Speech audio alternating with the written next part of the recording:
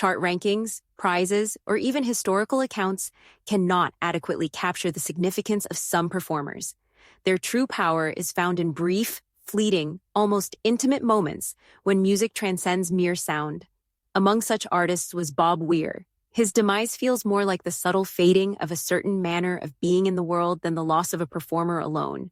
And sometimes a single performance that perfectly encapsulates his personality is a better way to honor a life like that than elaborate retrospectives or lists of accomplishments. That moment, in my opinion, is contained within Bob Weir's NPR Tiny Desk performance. I've already written on the Grateful Dead, their role in American culture, and the peculiar and lovely relationship they had with Bob Dylan. I don't want to bring up those fights again. I would rather sit with something more straightforward and profound. I want to discuss one performance, one song, and what it says about Bob Weir as a person who never stopped listening as well as a musician. It's worth taking a moment to consider the Tiny Desk series itself. Tiny Desk has subtly emerged as one of the most significant performance venues in contemporary music at a time when a lot of live music feels bloated, overproduced, and filtered via spectacle. The artists are in close proximity to one another. There's no hiding behind lights or noise. You hear fingers, breath, joy, and hesitation.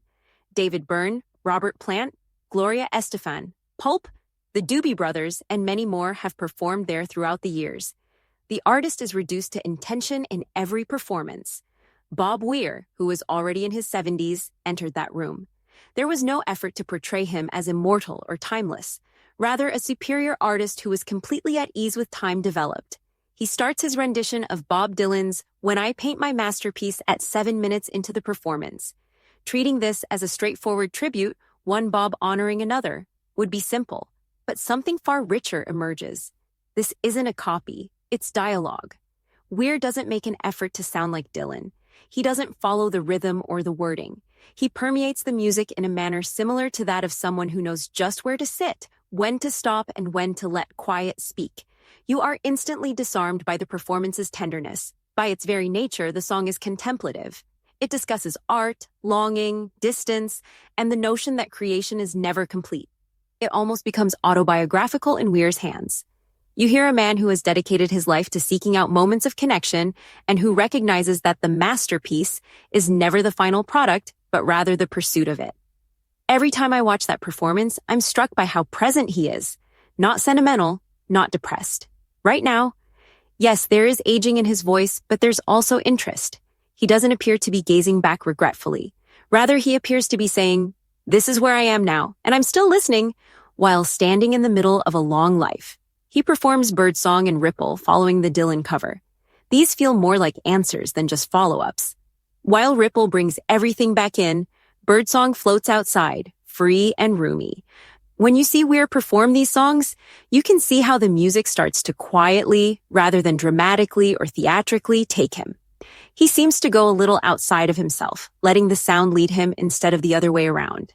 His interplay with the harpist is among the most exquisite features of the Tiny Desk performance. Words would only cause trouble in certain situations. He pays attention. He answers. He grinned. Here, music is a team effort rather than a command. Bob Weir's art has always been centered around it. He had no desire for supremacy, not even within the Grateful Dead. His unique, almost conversational rhythm guitar work was well known. He made room. He had faith in other people. That idea is evident in this tiny space. You can see how the notes are exchanged between individuals. In the straightforward reality that music is a common language, there is a sense of spirit-to-spirit communication, not in any mystical or overdone way. Everyone is uplifted when it succeeds, including the audience as well as the performer. Then something amazing takes place. Weir is no longer by himself in that floating, inward region at the set's conclusion. The room starts to come together with him. Naturally, voices come in faintly. Nobody is told to sing. They just do. The distinction between the audience and the performance vanishes. This is a shared moment rather than a performance. I see that as a miniature version of Bob Weir's legacy. Isolation was never his thing. It's never about the lone genius who stands out from the herd. Whether it was through extended improvisational jams, group singing, or just letting listeners take what they wanted from the sound, his music always encouraged involvement. That instinct held true even at this advanced age and in a simplified environment. This description may be too romantic for some people. That's all right, Because it deals directly with emotion, meaningful music frequently runs the risk of being sentimental. However, being nostalgic and being sincere are two different things. Sincerity is what Weir provides in her Tiny Desk performance. No armor. Avoid striking a stance. Just being there. That performance becomes even more significant in light of his passing. It turns into a silent farewell, albeit unintentionally, a reminder rather than a farewell. A reminder that art can survive without shouting. That growing older is something to face head-on rather than something to avoid. When properly cared for, that bond can outlive the body that made it. Bob Weir lived his entire life believing that music is a work in progress. It is an ongoing process and dialogue. Dylan's song about painting a masterpiece that is always just out of grasp is a perfect fit with that belief. Weir was very aware of that. He resisted finality for decades, never regarding music as fixed and never performing songs the same way twice. In this way, his passing feels more like a pause than a conclusion. Recordings, memories, and the fact that artists still approach improvisation with bravery rather than fear are all examples of the ongoing dialogue. Perfection was never important to the Grateful Dead. They have to do with being transparent. Danger, have faith. Up until the very end, Bob Weir personified that philosophy. You don't see a man clinging to significance when you watch him at that Tiny Desk concert. You witness someone who, because to his constant curiosity, has never ceased to be relevant. And maybe the best gift he left behind was that. He demonstrated to us that a career in music need not be limited by time. It may get wider, it may become softer. More than ever, it has the power to draw people in. The soul can continue to be expansive even as the body slows and the voice alters. It felt more like a shared breath than a performance, as Bob Weir sang Ripple in the Room with everyone gently joining him.